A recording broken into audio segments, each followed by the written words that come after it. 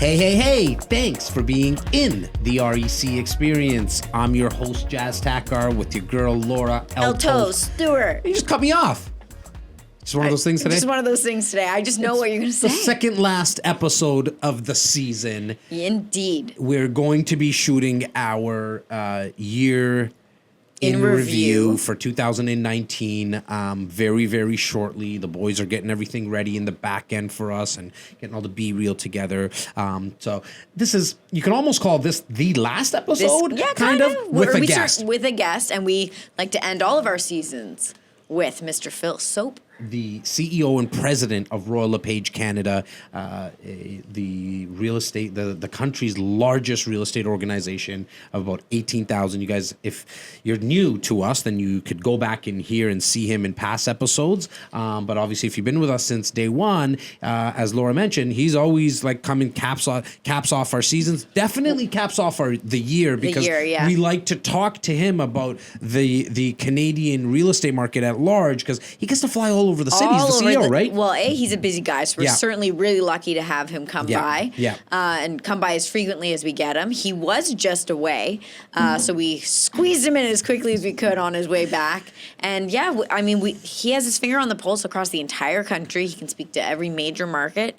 So it's fascinating when you hear somebody be able to compare certain cities across the country to Toronto. And he's born and raised in Alberta, so he really it's somewhat nostalgic for him to speak about what's happening in Alberta, and I love his thought process about just like forecasting, because if you go back to the other videos, he's been pretty right. Pretty on with some of his forecasts, right, about what's going to be happening in some of these major cities. And then the know-how of our business, like the intricacies of what realtors do, right? Definitely what realtors do, but I think what makes him so fascinating is that he pulls all this data from these different sources. So he'll know a lot about buying habits and behaviors of a certain cohort. And then he'll also know a lot about what's going on in terms of development and how long it takes things to just get a shovel in the ground in terms of permits and everything, and how we compare to other major cities around the world. So when you have that much information coming at you, it really gives you a bird's eye view of what's going on in a micro market.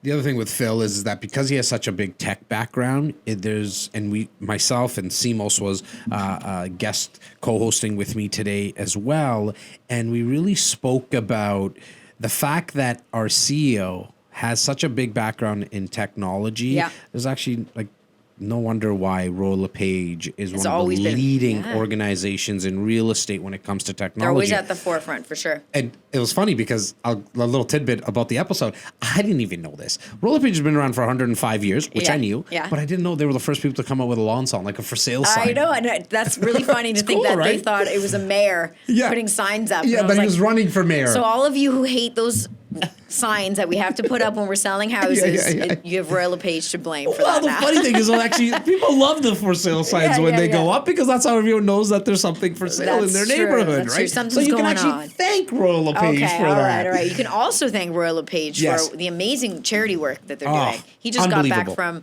Africa on a walk across the desert. Yeah. So we'll let our listeners and viewers see exactly what they did, but we can tell them that the Shelter Foundation, for this event, it was a 2-week walk, raised over $1.1 million. Amazing. It inspired me. I'm kind of thinking, because they do it every 2 years, I would love to be part of something like that. So I don't know where the next walk is happening. Yeah. And maybe you can mark my words that I might be there, but I don't know. We'll see.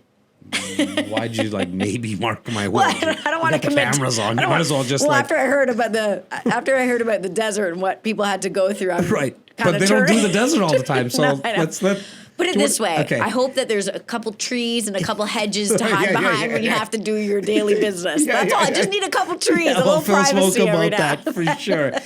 Elto, you have a birthday coming up. I want to wish you a happy birthday from not only myself, from all the viewers and the listeners and everyone here at REC. Have an awesome awesome birthday in the next few days. Thank you so much. So an early and happy to my birthday to fellow you. Sagittarius, your birthday was yesterday. Yes, so it was. Happy belated. Thank you. Just turned 38. I feel really, really young. I feel like I'm 19. Your comments, your feedback really helps me with that because it feels, especially when I get it from like the 18 and 19 year olds, I'm seeing a few great whiskers in here. I'm not gonna lie, you don't look 19. I tell everyone, I'm excited. Like Machado has, like he's going totally white right now, like with his hair. He's salt and pepper. No, he doesn't have like I'm saying I'm gonna go salt and pepper, and I'm actually excited for it. But with putting all joking aside. Make sure you guys are all safe during the holidays. We do have another episode coming out next week, which will be our final episode for season 4. Can you believe that? We are done. And we're going to take a couple of weeks off. There's going to be rewinds that we're going to pull out for 3-4 weeks. But we're back essentially our second Wednesday of January. Yeah, we already have some great guests lined up. Yeah, it's kind of cool. A couple of them are recorded already. Yeah, so it's kind of nice, right? To kind of have them in the bank. Just have a safe and happy holiday, guys. Take some time with your family and friends. And as always, just give us your feedback. If you haven't subscribed yet, do that now. Drop the bell. Yes, I'm like shameless plug. Make sure you're on top of the notifications. If you're listening while you're driving, please take the time to follow us and subscribe and leave us a comment. Even if you don't think we're that good, just let us know that we're not that good. 5-star rating is obviously preferred, but whatever you give us, we're okay with that. Thank you. Have yourself a safe and happy holiday. Enjoy the show. REC Experience presents Real Estate, Entrepreneurship, Leadership with your host, Jas Takhar. The REC Experience podcast is now on air.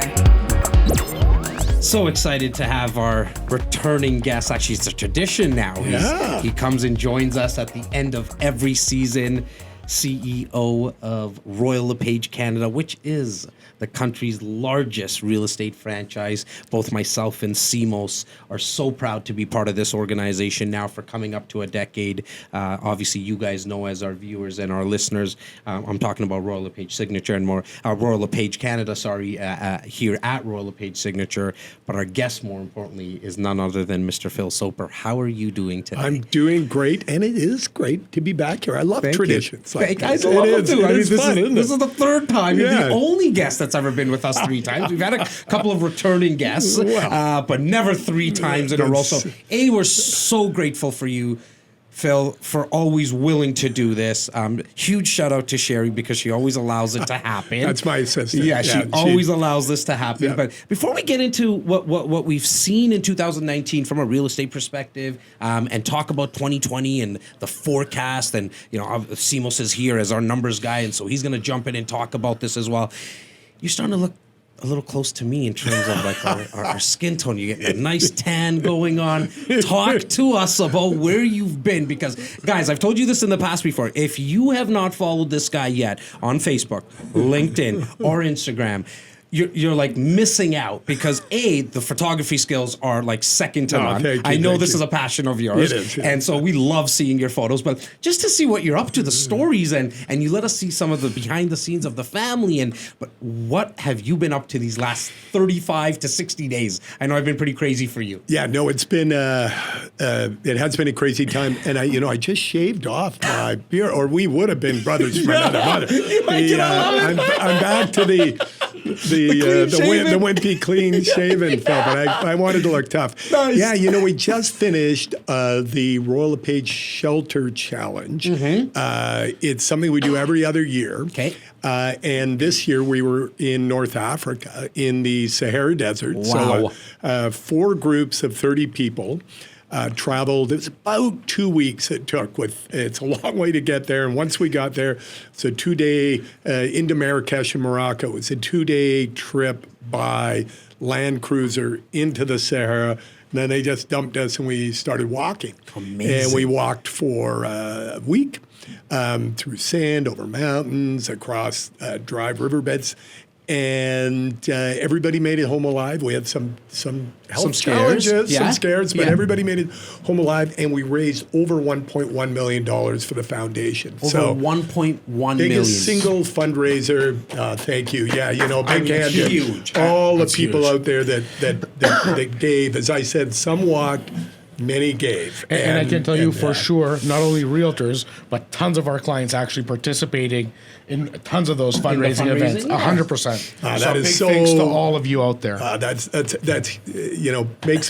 makes my heart burst out of my chest. And you mentioned, that the company's the largest real estate brokerage firm in the country. The Royal LePage Shelter Foundation as a charity is the largest foundation in Canada focused on keeping our communities healthier and safer, focused on eradicating violence from our communities and supporting the women and children who fall victim to it. So everybody should be really proud of what this group of people and everybody who participated did. It was so cool. And like I said, the people who participated, I know it was hard. Right. And what was the weather like? Well, the weather was interesting. It was down to about 0 at night. So for Canadians, that's not a big deal. No. But in the middle of the day, call it 35 degrees Celsius under the sun. Okay. But as soon as you stepped into the shade, and there was almost no shade. I'm picturing no shade whatsoever. We could walk we literally sometimes would walk for 3 hours. Okay. And you're just foot across these vast plains of sand, and there'd be a tree, a single acacia tree, and all 30 of us would huddle under this tree. And as soon as you got under the tree, the temperature, the ambient, what you felt would drop like 10 degrees. Okay. And you go, and then you walk out into the sun. Sorry, let me get what 3 hours you go. Let me get one thing straight. So in the Sahara Desert, you didn't run into an oasis with water, palm trees, hammocks? No hammocks? No hammocks. No bars. There's no bars. No swimming pools. We were talking. No Molson Canadian. No Canadian. This type of event happens once every 2 years. Once every 2 years. Previous time we did Iceland, very different, up and down the mountains. The previous time it was in Peru. Right. So, we've gone the Americas, Europe, now Africa. So, watch for it. A couple of years from now, we'll move somewhere else in the world. The concept being, it's really hard. It pushes people beyond their limits, and then they reach out to their networks and they say, I'm doing this for to make Canadian communities healthier and safer, and will you support me and my child? And I'm willing to put myself through this. And people get a lot out of it, but it is hard. Every year we have attrition. We probably had, 10 to 15% of the people didn't make it, which is really sad. Right. And it doesn't mean they died. No. To your Just listeners. make it through the whole. They just couldn't make it. Right. And of those who made it, there's a lot of pain. Yes. Just feet and knees and hips, just because we were calculating that, you're into the big days, 40,000 plus steps. And you know how you do the old, I need 10,000 steps a day? Yeah. Try doing 40,000 and in the sand. Well, see, you and I got to start training to get past the 10,000 a day. Well, a lot of us I've done 18,000 steps one time in my life. Yeah, that's it. It's halfway there. And let me tell you something. It's halfway there. Laying down felt like my body lifted out of the balloon. Yeah, exactly. Not 40,000, 18,000. Well, I love it. And you know what? There were some superstar athletes on this thing. But most people were really normal Royal LePagers. Right. Ranging from 25 to 72. I love that. Yeah. So all ages, slightly more women than men. Right. Our group was quite a bit more women than men, and they all learned how to do wild peas and wild poos, which means you learned if someone was walking, because there's no trees or bushes. So if somene's walking after, just keep walking, you turn your head. You turn your head so they can do it. We had an event this year in the summer with Habitat for Humanity where we helped build a home, and so cool. The women outdid the men. we were laughing with some of the women. We were like, the hammer, like the way that you guys were in it was almost like you were pissed off at someone. Like the men, like you really outshone the men by double. So that was awesome. Amazing. Then you made a trip into Spain. Yeah, we stopped, I stopped on the way, and I met my dear wife, who puts up with a lot of travel and such. She'd gone to Europe to tour around with her mom and her aunt, and then we met and we spent 4 completely different days in the south of Spain. Went to Gibraltar, totally saw the monkeys. Famous monkeys. I never knew this, but Winston Churchill said, as long as there are monkeys on Gibraltar, it will be Britannia. So they actually cultivate these monkeys on Gibraltar. And, to maintain Britannia. Oh, yeah. I suppose. And so you go in there, and suddenly you're in pound sterling, and everybody's got an accent. And one of the monkeys went into my backpack, jumped on my back, and pulled my shell out looking for a protein bar in there. Right. They're big. They're ferocious. Even more, stick it to you than a hungry Royal LePage realtor. I love it. Phil, one of the main reasons we love having you on, obviously for the stories, because you get to travel a lot as the CEO of Royal LePage, but you also get to meet and speak to a lot of realtors across the nation, and just you have your finger on the pulse from a macroeconomics of what's happening in the country. So now that we're at the end of 2019, essentially, what have you seen? Because we spoke probably going back to the start of this year at some point. What's some from a macroeconomics perspective? Speaking real estate, but obviously tied into interest rates and stuff. Feel free to, and Simos, please jump in, my man. What's your thoughts? Like what's happened in this year? Well, things did unfold as we expected in the last time we talked, but it happened a little bit later than we expected. So if we step back and go back to 2017, the Canadian market was expanding rapidly. And my biggest concern back then was runaway home prices. We had parts of the GTA, parts of the lower mainland of BC, where home prices were escalating on an annual basis in that 25% a year basis. Scary, very scary. Terrifying, terrifying. West Vancouver. Well, it creates that instability in that everybody's sitting on their tippy toes. Do I do it? If I don't do it, what price do I pay? And if I did do it, was it a mistake? Gone up too fast. Well, and what clients don't realize, I'd have the media ask me questions in times like that, and they say, well, you must be happy. And I go, you know what? I say, my people are no different than any other fee-for-service professional. They're not selling houses, they're selling their time. And all they have is their time. So imagine how much their costs escalate when they have to go through 14 offers to actually find someone a home. Imagine how much their costs escalate when there are 50 hungry realtors looking for every listing. So unbalanced markets like that, whether they're super good or super slow, are really hard on our industry. Of course, we step up and we do the job for our consumer clients, and they expect us to adjust to whatever market. And that's why you guys are so successful. Boom markets, down markets, you find a way to get the job done for your clients. But the out of control, great markets are not great for the real estate industry. Couldn't agree with more. Anyway, so we had that. Then the government intervention started. And they were worried about, the policymakers worried about the same sort of things we were worried about, increasing debt levels, runaway home prices. So we had the Fair Housing Plan in Ontario, followed by the federal mortgage stress test. Boom, boom, and across the country, similar sort of intervention. And bam, these runaway home prices just things fell off a cliff, right? So we had dramatic, things fell off a cliff in volume terms. Yes. And this is really important for your listeners, because home prices did not decline other than a tiny little smidgen. And in very measured micro markets to that. Right, exactly. Very good point. So I think this speaks to the strength of the Canadian economy and the strength of Canadian housing stock. We did see double-digit, big declines in the number of homes trading hands. So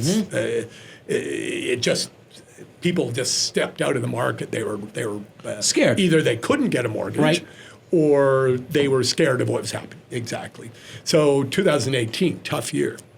2019, we said, by the spring of 2019, people should be adjusting. Mm-hmm. It really took until May, June. Yeah. But by then, three things were happening, right? They were looking in different neighborhoods. Mm-hmm.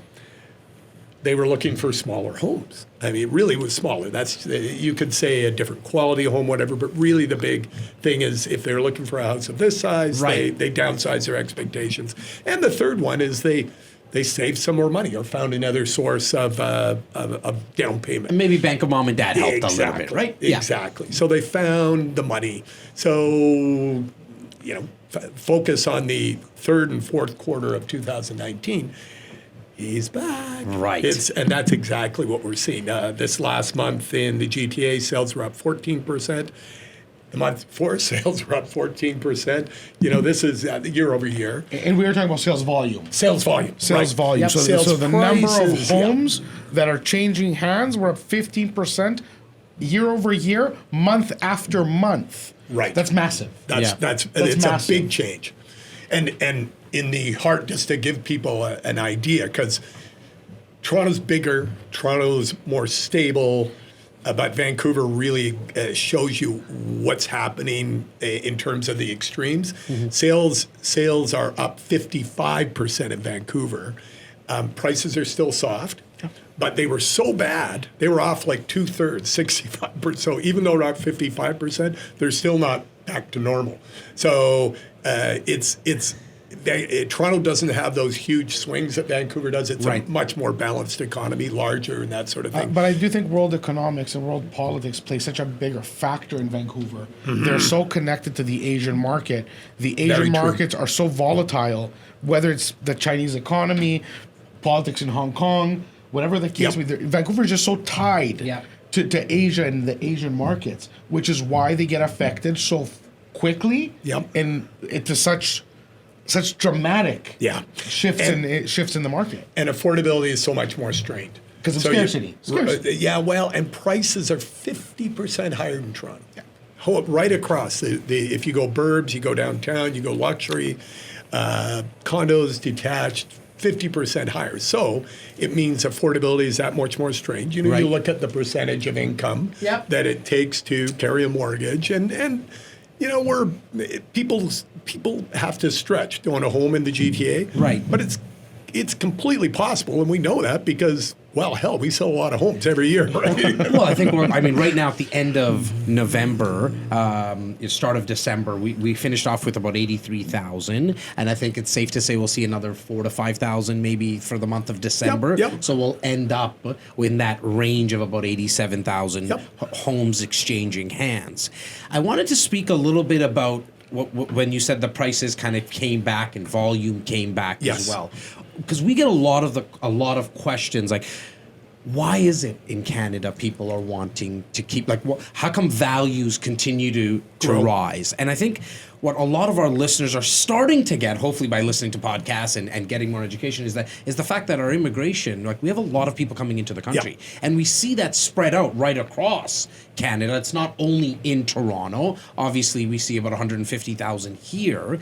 Have you noticed that it always kind of comes down to supply and demand, Phil, in terms of numbers? Yeah. So if you look at even a step further back, and you look at the big long-term trends, we've got things working in Canada's favor right now. So we are the fastest growing nation, developed nation in the world in population terms. Moved ahead of Australia, and quite a bit faster growth than America. And that's by population, right? By population. Okay. And yet we only add about 1% a year in immigration. So it's not like, we're adding 10% or 50%. It's 1%. It's not a big so number at all. That tiny little addition is enough to keep our economy growing. The other thing that's happening in the housing market that's quite fascinating is we have this big cohort, the biggest group of humans ever in North America, the millennials, who are rolling well into home ownership. Most of them now. We're into the 2/3 range that will own a home. The generation. Own a home. Yeah. And these are people up to from first-time home buyers up to about 37 now. So it's kind of interesting when you think our millennials are 37. Right. Wow, where did the time go? Time go? So what does that mean, though, when you step back and you think about it? Millennials are, a lot of them, and the peak population was born in 1990. Okay. So that means they're 28, 29, I guess 29 now. Okay. So those people may have bought their first home 4 years ago, 3 years ago, or they may be just getting into it now. Right. But the ones that are a little bit older than that in millennials, say those 33, 35-year-olds, could be onto their second child. Right. And guess what? We're finding they're interested in family homes to the same extent their parents were. And at the same time that their parents are finally exiting now we're talking about the baby boomers, exiting the big family homes, and they're interested in condos. Isn't that something? So we have this magic hand, and we're seeing a opinion. We've had a condo decade in Canada. If you look at where the building has been, where the interests have been, and where prices. If you go back, a little plug for the data and reports and insight available on royalllepage.ca. You go into the media center, you'll see all these studies on the way demographics and housing types have changed over time. And there's some fascinating work there on demographics and condominiums and preference and this sort of thing. And so what we're seeing now is a subtle shift back to balance, where there's as much interest in detached homes as there are in condos, as these people look for that white picket fence when the second kid comes along. I find that interesting too, because I've actually believed that there's going to be there was less people in that age group that are interested in the white picket fence. Agreed. Because that age group generally doesn't have the time to shovel the snow. Right. Cut the grass. Right. So it's interesting to see. Dual income homes. And just lifestyle, right? They're looking a little bit more for lifestyle than anything else. People are also married much later. They're having children later. And they're having less children. Yet interestingly, buying houses earlier. Yes. So one of the fascinating things, if you look back over the last 15 years, the single fastest growing cohort was a single female. Right. So you go back to the baby boomers or the traditionals before that. Women didn't buy homes on their own, right? They waited till they got married, and then they bought a house or they rented. Yep. With our millennials and the Gen Xers before them, they said, "No, I'm not waiting around for some dude to show up." Because you're right. They have careers, they have school, all this sort of stuff, putting off having kids, but they've got a career and they got money. And they saved money. And they know. No, but Canada, guys, is a progressive country. It's an empowering country. Yeah. Yes. So again, like Royal LePage is, if you look around us, we're surrounded by superstars in this business. Right. It's mostly women. Yes, it's no joke. True. Yeah. So like, to me, that doesn't surprise me. Yeah. I grew up with very powerful women around me. Me too. I work with powerful women. We have our VP inside our own organization. Laura is a complete powerhouse.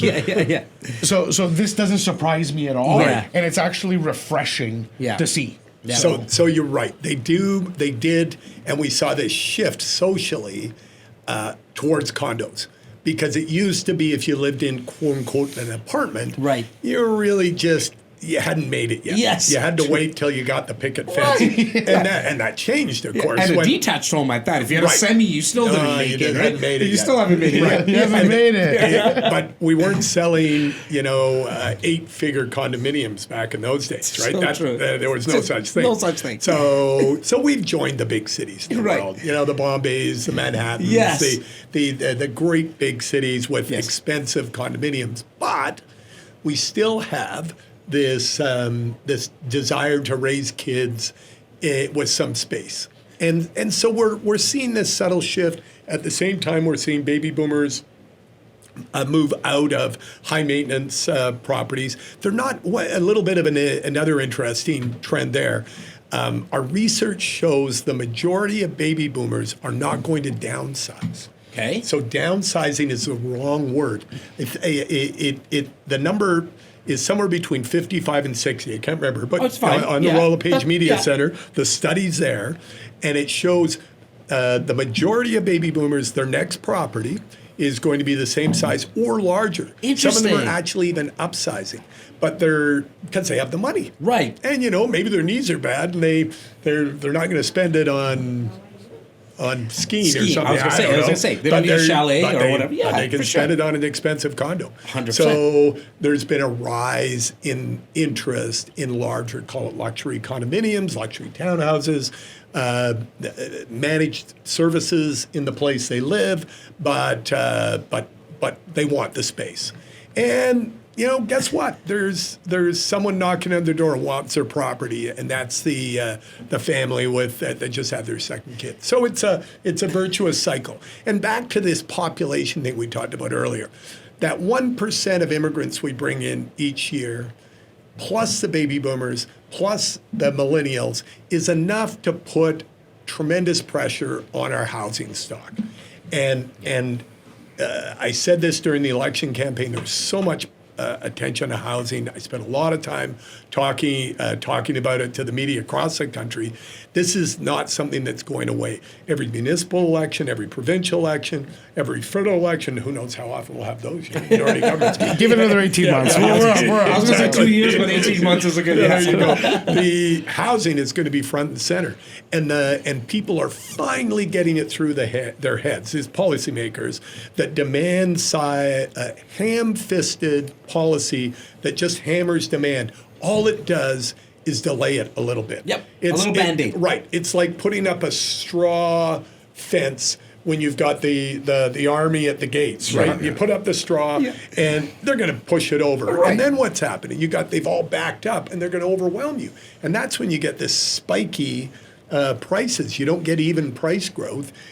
So you can't control prices with demand side policy, but you can make it easier for developers to get shovels in the ground. Yeah. You can make it more affordable, and we could build the housing that our people need, because they need a roof over their head. Whether it's rent or buy, they need that roof. We had our friends from Greybrook.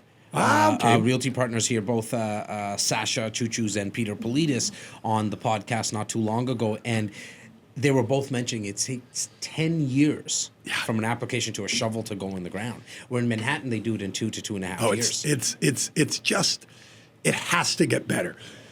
So let me pipe in on this. Yeah. Only because I was with Tim Hudak. Yes. At the Ontario Real Estate, the Ontario Party Conference.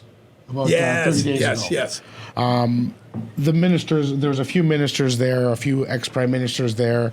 But I mean, the conference was in Toronto. Everybody understands the housing crisis that we're going through. And I'll bring up some interesting stats from Urban Nation later on in this discussion. But the More Homes, More Choice Act. Yep. So there are steps being taken by our provincial and federal bodies to try to address and shave time off that red tape and they took down some of the old systems that were completely broken.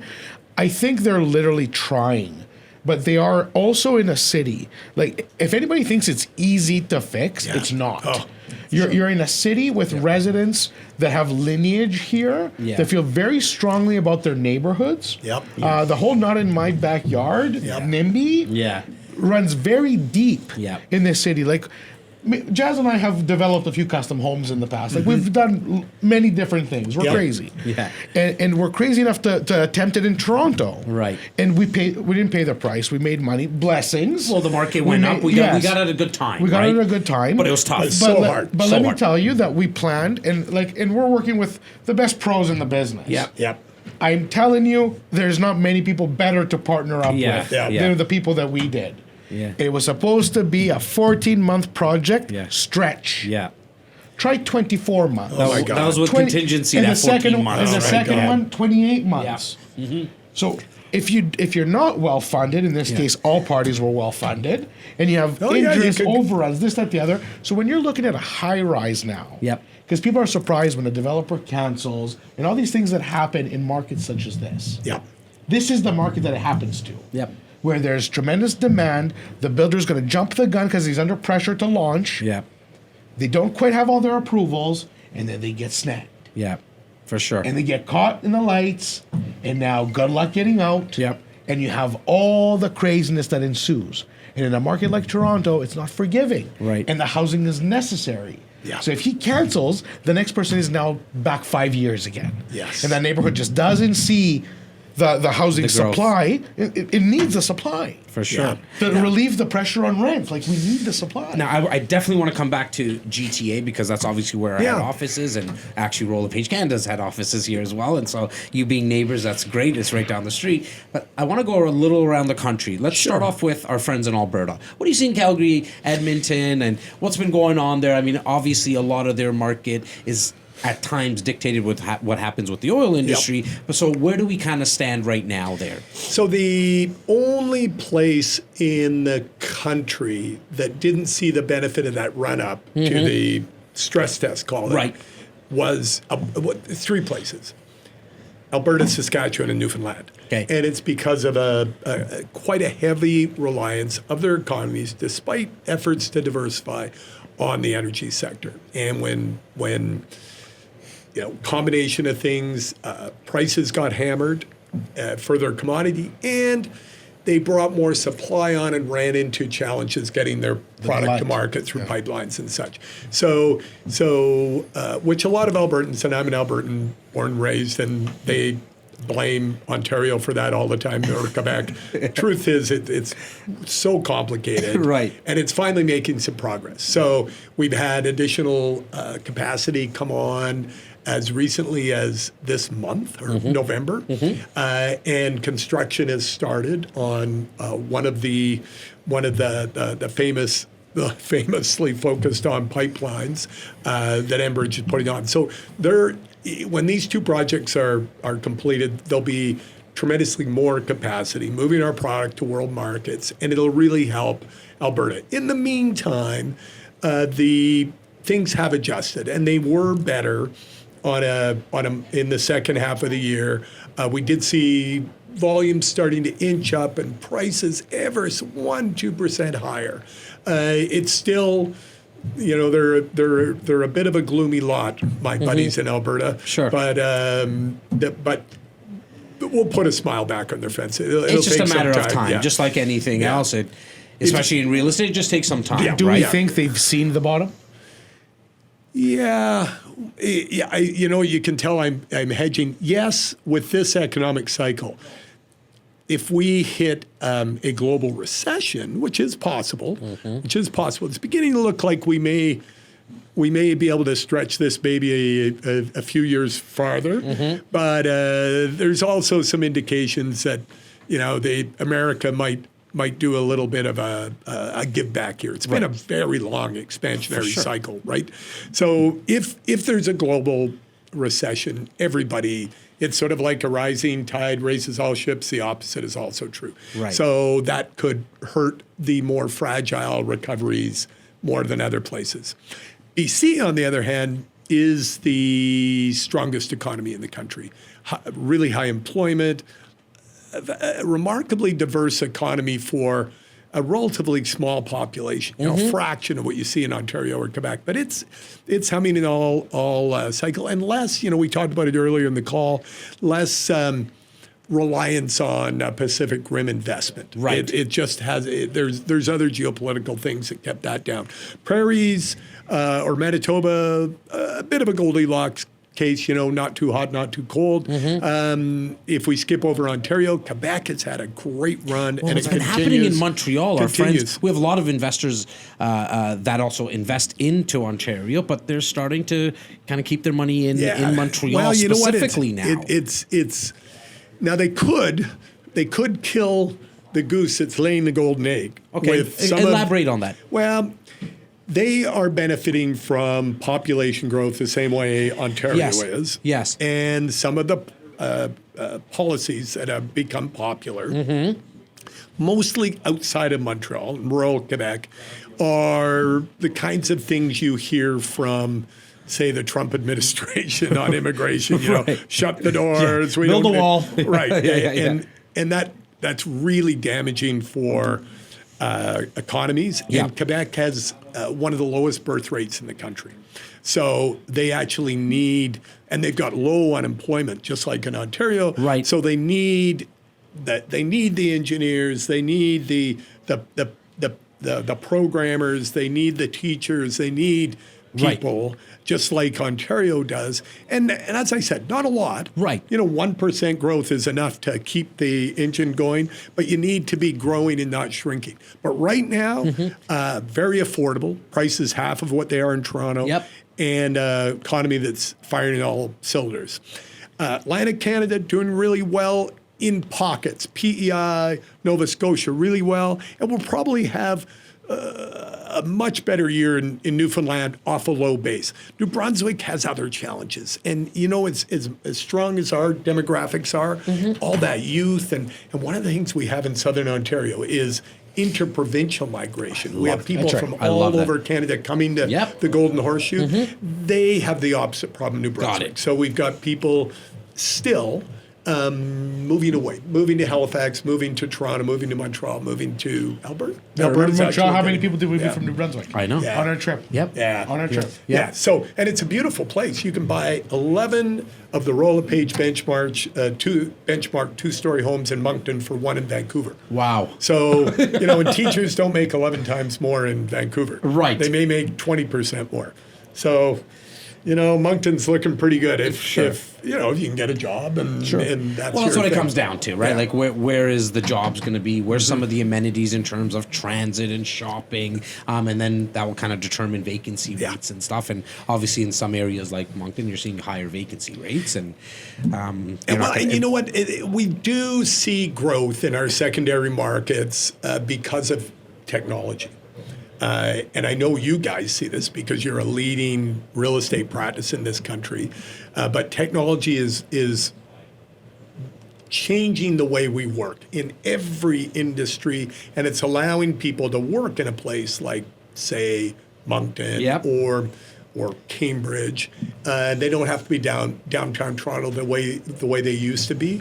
And so if you've got a positive outline, and we at Royal LePage being the innovation company. We were if you go way back in the day, 105-year-old history, we were the first ones with lawn signs, first ones with... I never knew that. That's kind of cool. Isn't that kind of cool? I love that. First ones in Canada ever put a lawn sign in front of a house. The torch bearers, buddy. Eddie LePage, our founder, Albert Eddie LePage, was putting the signs up, and people thought he was running for mayor. That's awesome. It's hilarious. Just listed, just sold. That's a Royal LePage initiation. And moving more closely to the cyber age. Yes. But before our time, 1995, Royal LePage introduced the internet to Canada. Wow. So in real estate, Korea didn't have MLS.ca, Realtor.ca. The only website in Canada was RoyalLePage.ca. And it was pretty useless. But it was there. It was that first little step, right? Yeah. First with online marketing centers, first with integrated CRMs. So we keep pushing the line.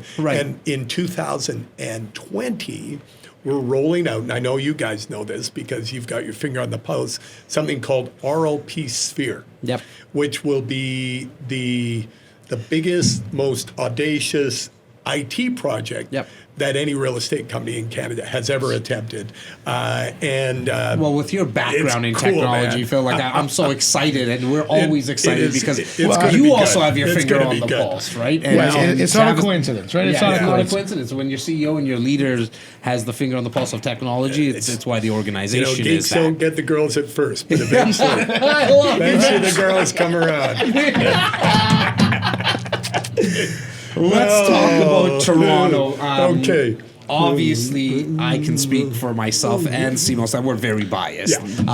We truly feel that Toronto is the sun in the solar system. You didn't. And it is the hottest for a number of reasons.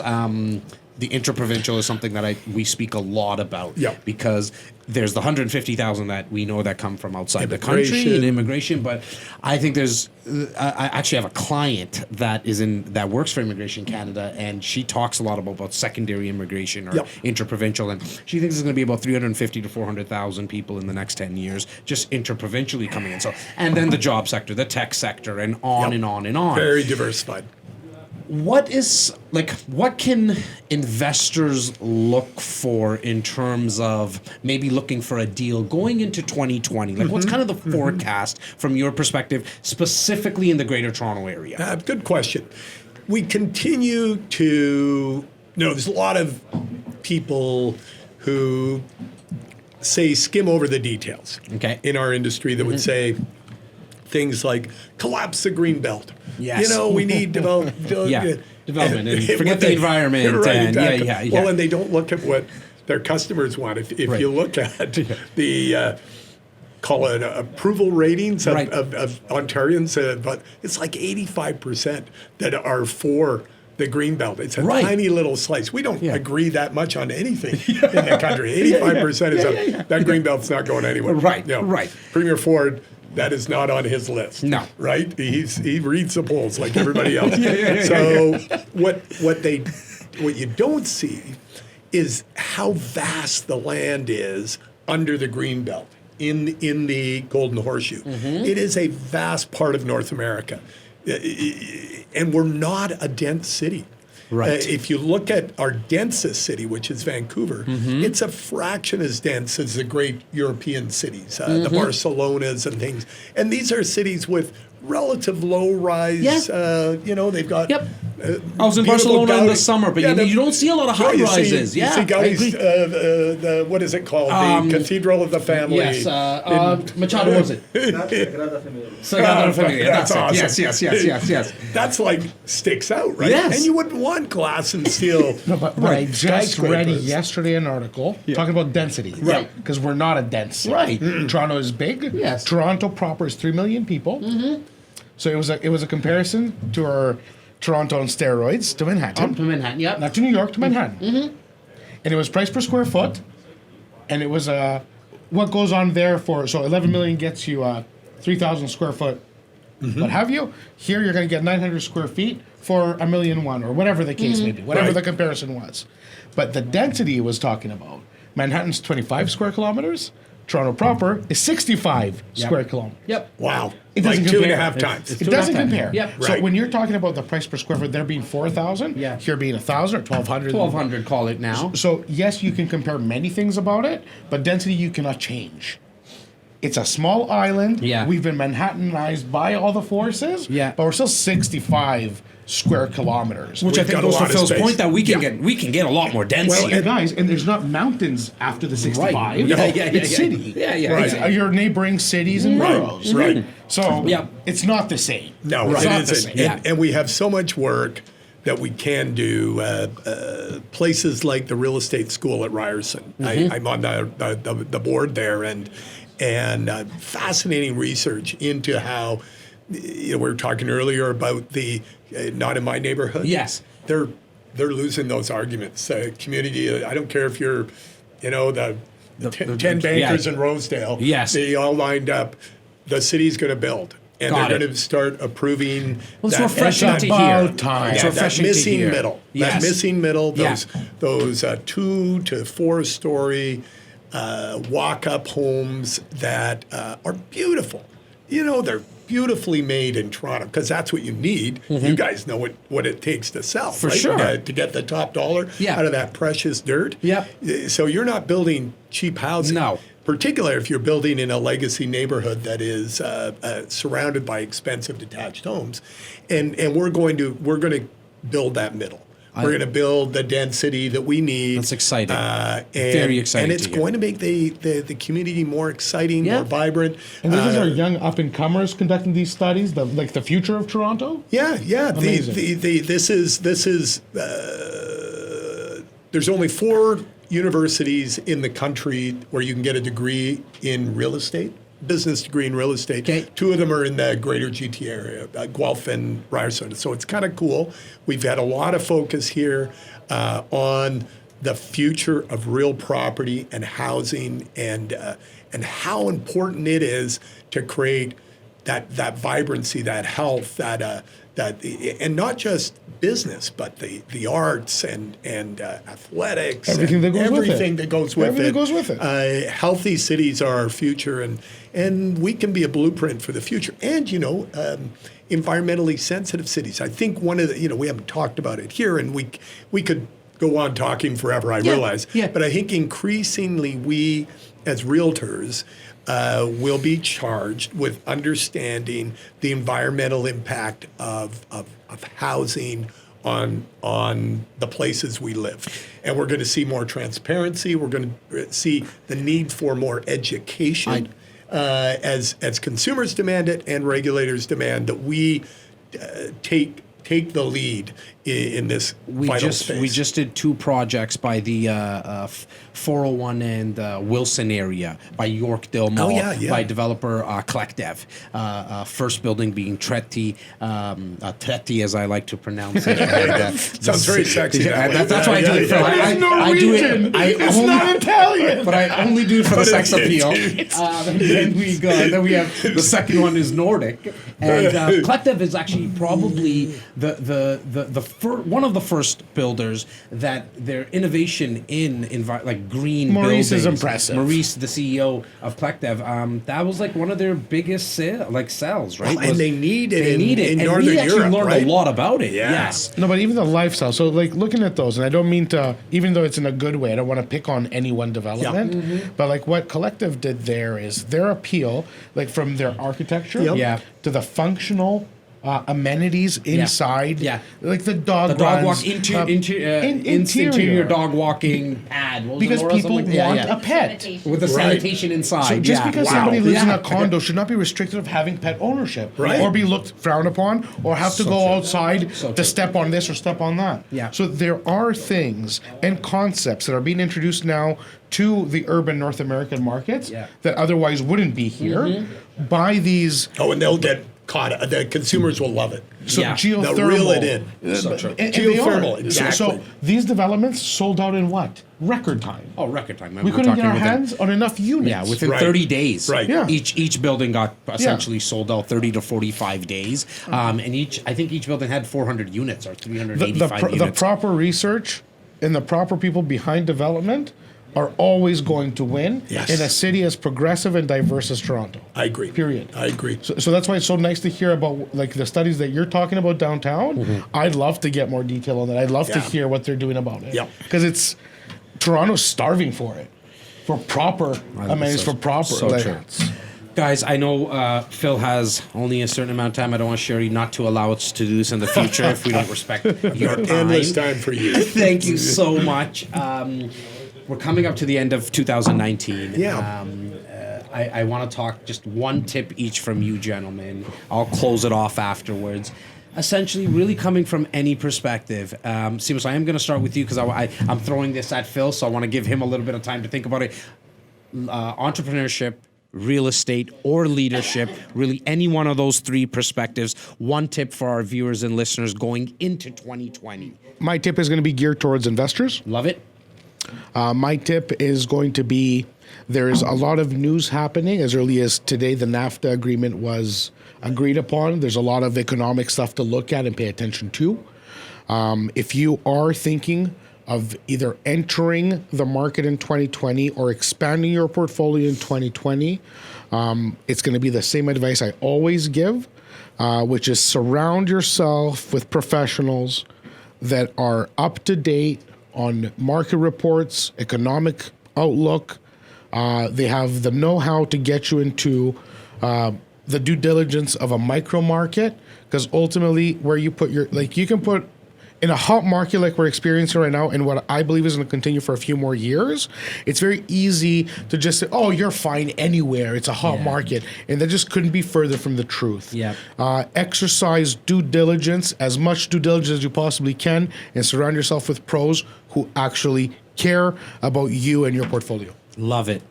Great Phil advice. Soper. Great advice. Over to you. Well, I say this to young realtors, but the advice extends into young people or anybody who's potentially interested in homeownership. So I'll move away from the investor, although it goes to the investor as well. But particularly for those who are looking and they're curious about homeownership and they're worried about, are they timing the market right? Could there be a recession? This sort of thing. If you look at the fundamentals that we've talked about during this time we've had today, we have more heads to put a roof over, particularly in Southern Ontario, than we can possibly keep up with. Mm-hmm.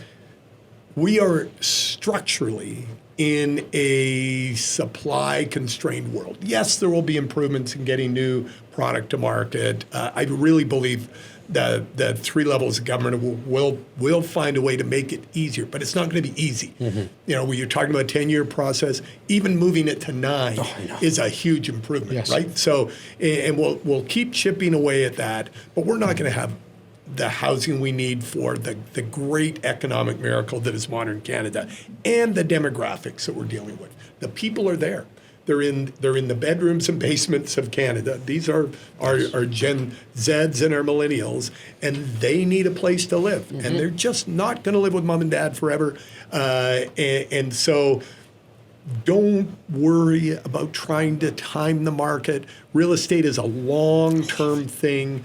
And Canada is set up for long-term, whether you're thinking about it as a career, whether you're thinking about it as a homeowner, or whether you're thinking about it as an investor. It's one of the most reliable sectors for growth in the Canadian economy. Love it. I love the long-term wealth creation and just thinking of real estate from a long-term perspective. We like to say it around here a lot. You cannot day trade real estate, right? And so you got to think about this long-term. And everybody knows somebody who tried. And everybody knows somebody who that tries. did not go well, did it? My tip for you guys today is what I've been very, very blessed with in my life is I'm never really the smartest person in the room, and today was very evident of that with my partner Simos and my boy Mr. Phil Soper, who I know the REC can call a dear friend. We have your cell phone number now, and so really, guys, try your best, especially if you're younger. It doesn't matter what really age you are. Surround yourself with people that are smarter than you, because then your net worth is determined by your network. And again, it's evident with the guys that I try to surround myself with. Thank you so much for your time. Oh, my pleasure. What a great day. Thank you. Thank you for having us, Jas. Have a great 2020. Thank you, guys. Take care. Wow.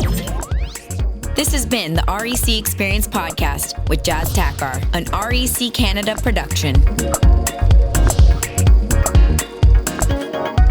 Hey guys, thanks so much for watching and listening. Please take a second right now to subscribe and follow us on whatever podcast platform you're watching or listening. It means the world to me. Thank you.